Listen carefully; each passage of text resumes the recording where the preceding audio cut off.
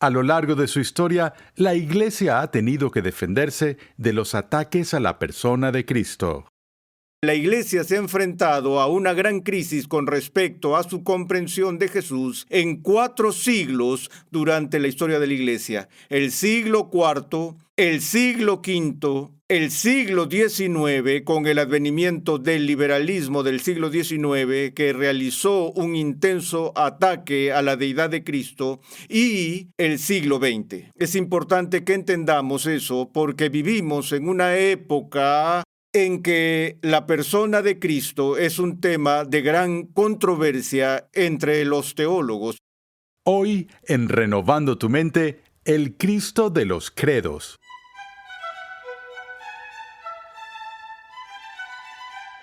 Bienvenidos una vez más a Renovando tu Mente con el Dr. R.C. Sproul. Hoy continuamos con esta serie de enseñanza de 60 lecciones que hemos titulado Fundamentos, un panorama general de la teología sistemática. En esta serie, el Dr. Sproul nos muestra que las verdades de la Escritura se relacionan entre sí en perfecta armonía.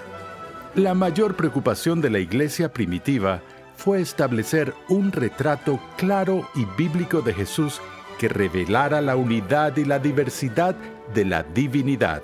Los diversos concilios de los siglos IV y V son el resultado de esa lucha. Pasemos ahora al salón de clases una vez más a escuchar al Dr. R.C. Sproul mientras explica que podemos beneficiarnos grandemente de la labor de los creyentes que nos precedieron y de los credos que dejaron como legado. Cuando vimos anteriormente la doctrina de la Trinidad, mencioné como la mayor preocupación para la iglesia primitiva, teológicamente, era establecer una comprensión clara del retrato bíblico de Jesús, donde por un lado la deidad y la humanidad de Cristo fueron declaradas y la unidad de Dios fue preservada. Y vimos cómo funcionó eso, por ejemplo, en los acontecimientos que condujeron al Concilio de Nicea y la formulación del Credo de Nicea, que tuvo lugar en el siglo IV. Además, algunos de ustedes recordarán que en ese momento mencioné que la Iglesia se ha enfrentado a una gran crisis con respecto a su comprensión de Jesús en 4 siglos durante la historia de la Iglesia. El siglo IV, el siglo V, el siglo XIX, con el advenimiento del liberalismo del siglo XIX, que realizó un intenso ataque a la deidad de Cristo, y el siglo XX. Es importante que entendamos eso porque vivimos en una época en que la persona de Cristo es un tema de gran controversia entre los teólogos. Hemos visto las enseñanzas radicales del llamado Seminario de Jesús que han dado tijeretazos y cortes a la Biblia y la han trozado hasta tal grado que han hecho carne picada de ella y nos dan muy poco en lo cual confiar de los documentos bíblicos, incluso cuestionando cosas como el haber nacido en Belén. Pero en cualquier caso, a lo largo de la historia de la Iglesia siempre ha tenido que definir su comprensión de la persona de Cristo. Y en el siglo V, la Iglesia se enfrentó a una crisis que era diferente a la que provocó la controversia arriana, la cual dio lugar al Concilio de Nicea en el siglo IV. Y esta crisis originó el concilio ecuménico de Calcedonia en el año 451. Recuerdo de nuevo, como estudiante de posgrado bajo el profesor Berkouwer en Holanda, estudiando a la persona de Cristo y en sus escritos, Berkouwer tenía todo un capítulo dedicado al concilio de Calcedonia. Y el título del capítulo en su libro era el siguiente: Calcedonia, abre pregunta, un concilio final, cierra pregunta. Era un título fascinante, para un capítulo sobre cristología, y la pregunta que Berkouwer estaba planteando allí era: ¿fue Calcedonia el último gran concilio cristológico? Había otros temas a los que se enfrentaron más tarde en algunos otros concilios menores, pero Fue el último concilio final de la historia de la Iglesia en definir a la persona de Cristo. Y su respuesta fue básicamente sí, por la sencilla razón de que era inimaginable que la Iglesia pudiera ir más allá de donde Calcedonia llegó en su formulación de la persona de Cristo. Ahora, lo que provocó el concilio de Calcedonia en el siglo V fue el ataque a la ortodoxia cristiana que llegó por dos frentes. La Iglesia estaba luchando en una guerra por dos frentes en ese momento. Por un lado estaba la herejía de un hombre llamado Eutiques, la cual se llamaba la herejía monofisita. Y por otro lado estaba la herejía que surgió bajo el liderazgo de un hombre llamado Nestorio, que en consecuencia se llamaba la herejía nestoriana. Entonces, lo que estaba involucrado en estos puntos de vista heréticos era simplemente esto. En primer lugar, Eutiques negó que Cristo tuviera dos naturalezas, una humana y una divina. Y por lo tanto, su posición se llamaba monofisismo, de la palabra con el prefijo mono, que significa uno o solo, y de la palabra physis, de la cual obtenemos la palabra física, que es el estudio de la naturaleza de las cosas. Y por lo tanto, la herejía monofisita era de la opinión de que Cristo solo tenía una naturaleza. Ahora recuerden que en nuestra doctrina de la Trinidad, la Iglesia fue muy clara en afirmar que Dios tiene una sola naturaleza. Y allí la dificultad era tener una naturaleza o un ser con tres personas. Y justo el problema opuesto surge con respecto a la persona de Cristo, porque aquí tienes una persona con dos naturalezas. Bueno, eso fue a lo que Eutiques se opuso y dijo que Cristo solo tenía una naturaleza. Bueno, entonces harías la pregunta, ¿cómo percibió él esa naturaleza? ¿Fue solo una naturaleza humana o solo una divina? Porque había habido anteriores a Eutiques quienes habían argumentado que Cristo tenía una sola naturaleza, aquellos que decían que él era simplemente humano, sin deidad, y otros que argumentaban que era completamente divino, como los docetistas, quienes negaban su verdadera humanidad. Bueno, podría pensar que Eutiques estaría en uno de esos dos campos, pero por desgracia, ese no es el caso. Lo que Eutiques formuló fue la idea de que Cristo tenía una sola naturaleza teantrópica. Tomemos unos minutos para definir esta palabra compleja, teantrópica, porque no es una palabra que se escucha todos los días. Es posible que oigas la palabra filantrópico, pero no sueles oír la palabra teantrópico. Filantrópico es alguien que está comprometido en la filantropía o que está filantrópicamente inclinado. Es alguien que manifiesta un amor por la humanidad. Recuerda la palabra Filadelfia, la ciudad del amor fraternal. Fileo es amor, adelphos es hermano.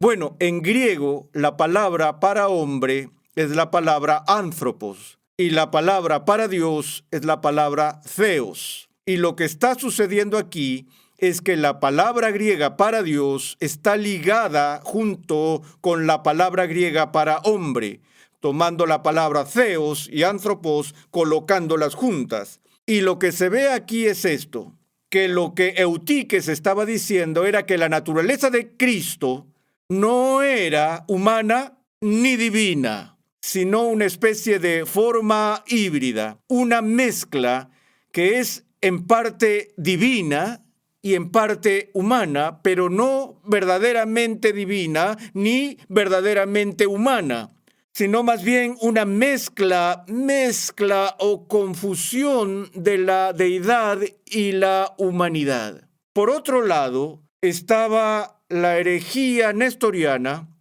y Nestorio argumentó que si Cristo tiene dos naturalezas distintas, una naturaleza divina y una humana, entonces debe tener dos personalidades distintas. Dos naturalezas implicarían dos personas. Si tienes dos personas, tienes dos naturalezas. Si tienes dos naturalezas, tienes dos personas. Entonces, la doctrina de Cristo estaba siendo atacada desde ambos lados. En uno, negando la naturaleza dual de Cristo, reduciéndola a una sola mezcla confusa entre lo divino y el humano, y en el otro, aunque afirmando dos naturalezas, negaba la unidad de esas dos naturalezas al separar las naturalezas o dividir las naturalezas de las personas. Así que ese es el punto que provocó el concilio de Calcedonia en 451. Y en ese concilio obtenemos la formulación clásica para lo que llamamos la naturaleza dual de Cristo. Es decir, que Cristo es una persona con dos naturalezas. Y la fórmula que encontramos en Calcedonia se encuentra en las palabras vera homo, vera Deus. Ahora, la palabra ver aquí, por supuesto, es la palabra de la que obtenemos veritas o de verdad, veracidad, voraz y otras. Es la palabra basada en la palabra latina para la verdad. Así que la idea aquí es que Cristo es declarado ser verdaderamente hombre y verdaderamente Dios. Entonces, si la iglesia ha de ser coherente con las Escrituras, tenemos que confesar que en Cristo nos encontramos con aquel que tiene una verdadera naturaleza humana y al mismo tiempo aquel que también tiene una verdadera naturaleza divina. Entonces, más allá de esta simple afirmación, que Cristo es verdaderamente hombre y verdaderamente Dios, dice que las dos naturalezas están perfectamente unidas. Y luego lo que se adhiere a la confesión en Calcedonia, al credo, es una lista de lo que se llama los famosos 4 negativos históricos. Algunos de ustedes recordarán que al principio de nuestro estudio, cuando nos vimos frente a la dificultad de usar términos descriptivos o hablar en lenguaje descriptivo acerca de la naturaleza de Dios, dije que la iglesia había hecho uso de diferentes maneras de describir las cosas, incluyendo lo que mencioné en ese momento, que era el camino de la negación por el cual definimos lo que Dios es, diciendo lo que Él no es. Es infinito, lo que significa que no es finito. Es inmutable, lo que significa que no es mutable. Tomamos un concepto que entendemos como mutabilidad o finitud y luego adherimos la forma negativa a eso y eso es lo que se llama el camino de la negación. Bueno, tenemos estos 4 negativos famosos en el Concilio de Calcedonia que son muy importantes para la comprensión histórica de Cristo. La iglesia confesó que Cristo era verdaderamente humano, verdaderamente Dios, las dos naturalezas perfectamente unidas, sin mezcla, confusión, separación o división. Estos son los 4 negativos, sin mezcla, confusión, separación o división. En la primera parte de la fórmula, obviamente, lo que está a la vista es la enseñanza herética de Eutiques en su herejía monofisita, diciendo que las dos naturalezas, la divina y la humana, no se mezclan, ni se confunden, ni se fusionan de tal manera que se tiene una naturaleza humana deificada o una naturaleza divina humanizada. La naturaleza humana es siempre humana, sometida a las limitaciones normales de la humanidad. La naturaleza divina es siempre divina. No se mezcla con 1 kilo de carne o 1 kilo de humanidad. No es que de repente la mente divina pierde su omnisciencia en la encarnación. La mente divina lo sabe todo, pero la mente humana no. Por ejemplo, la iglesia ha tratado de hacer frente a las preguntas que surgen en el Nuevo Testamento. Por ejemplo, cuando los discípulos hicieron preguntas a Jesús con respecto a su regreso. Y Jesús dice que del día y la hora que nadie sabe, ni siquiera el Hijo, sino solo el Padre lo sabe. Y entonces en ese momento Jesús dice a sus discípulos, aquí hay algo que yo no sé. Bueno, ¿sería eso una indicación de la naturaleza humana o de la naturaleza divina? La gente lucha con esto. Por un lado, cuando miramos la vida de Jesús, Tal como se muestra para nosotros en las páginas de las Escrituras, ciertas cosas son fáciles. Cuando vemos que Jesús está sudando en el jardín de Getsemaní, esa es una manifestación humana. Es decir, el sudor es algo que esperas de Dios. Dios no suda, Dios no tiene hambre, Dios no sangra, Dios no llora, Dios no muere. La naturaleza divina no muere en la cruz. Si la naturaleza divina muriera en la cruz, el universo dejaría de existir. Así que vemos muchas cosas en la vida de Jesús que muestran o evidencian su humanidad. Ahora, cuando Jesús dice que hay algo que no sabe, ¿mostraría eso algo de su humanidad o de su deidad? Bueno, obviamente sería una declaración con respecto a su humanidad, pero algunas personas dicen, espera un minuto, si eso es Dios encarnado y Dios lo sabe todo, y hay una unión perfecta entre la naturaleza divina y la naturaleza humana, ¿cómo podría ser que hay algo que Jesús no sabe?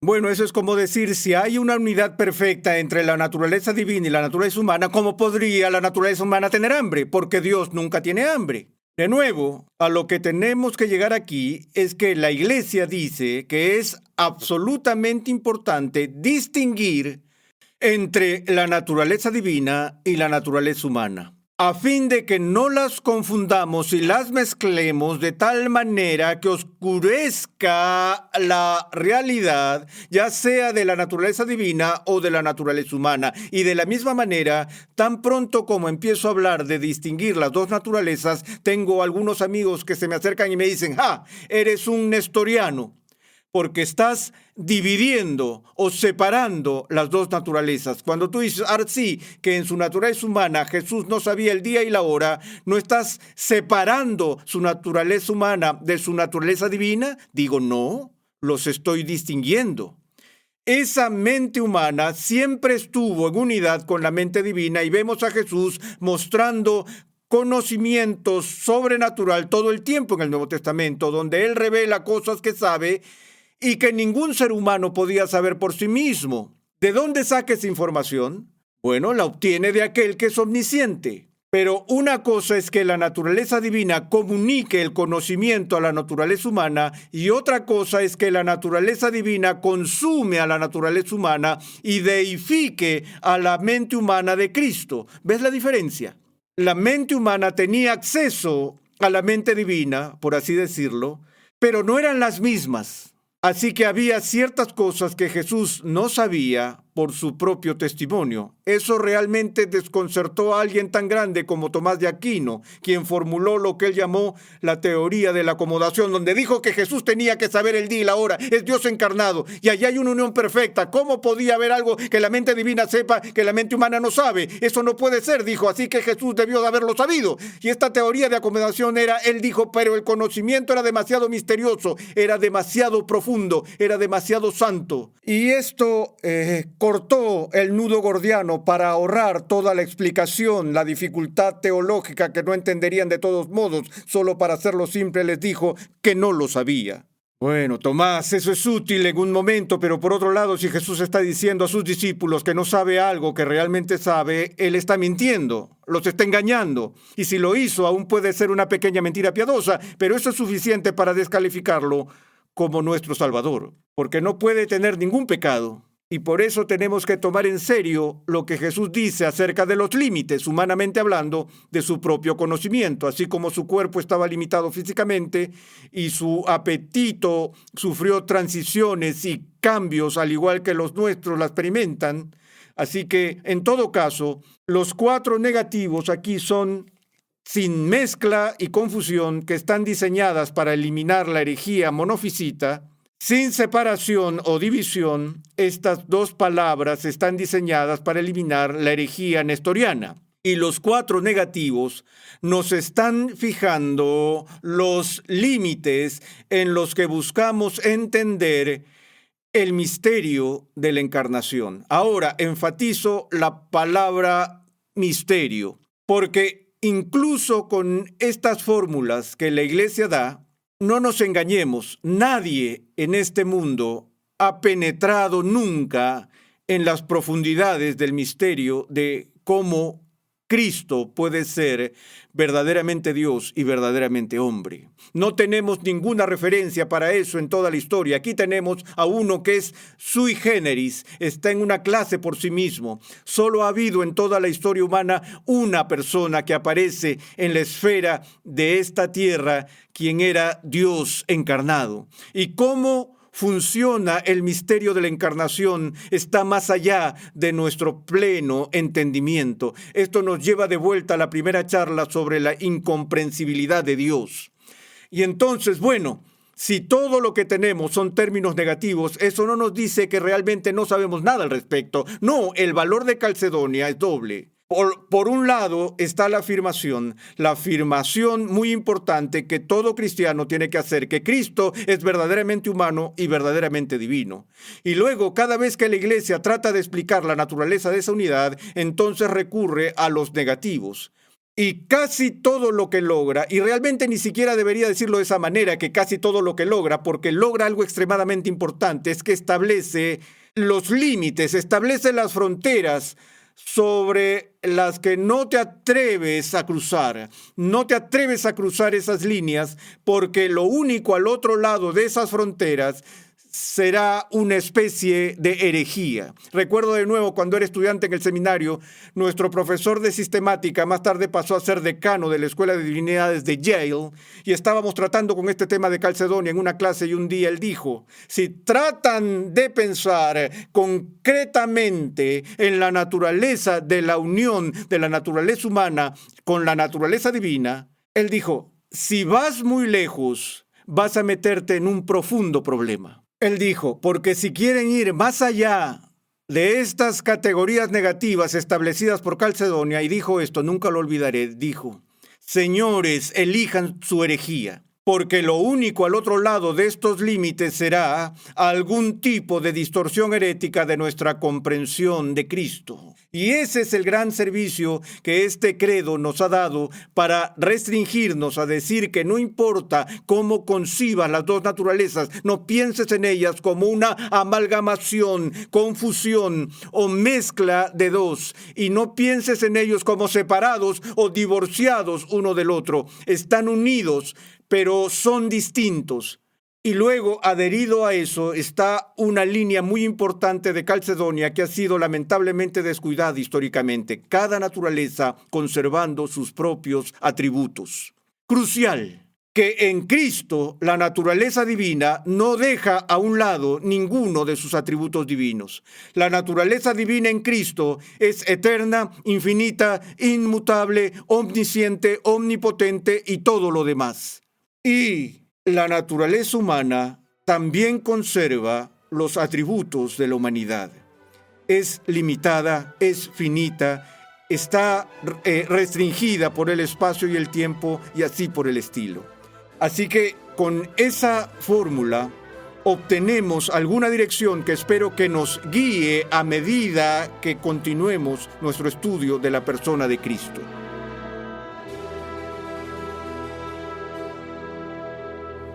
Estás en sintonía de Renovando tu Mente con el Dr. R.C. Sproul. En este episodio recorrimos las diversas controversias históricas sobre la persona de Cristo y vimos por qué Cristo es verdaderamente Dios y verdaderamente hombre. Te recomendamos el libro del Dr. R.C. Sproul titulado Todos somos teólogos, una introducción a la teología sistemática. En este edificante libro, el Dr. Sproul estudia las verdades básicas de la fe cristiana, recordándonos quién es Dios y qué ha hecho por su pueblo en este mundo y en el venidero. Todos somos teólogos, una introducción a la teología sistemática. Pídelo en tu librería favorita hoy mismo. A menudo, la Biblia atribuye gran importancia a los nombres y títulos.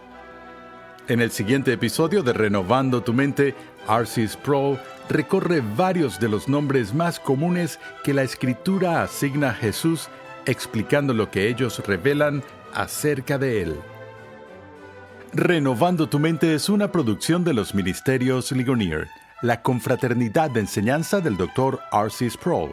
Nuestra misión, pasión y propósito es ayudar a las personas a crecer en su conocimiento de Dios y su santidad.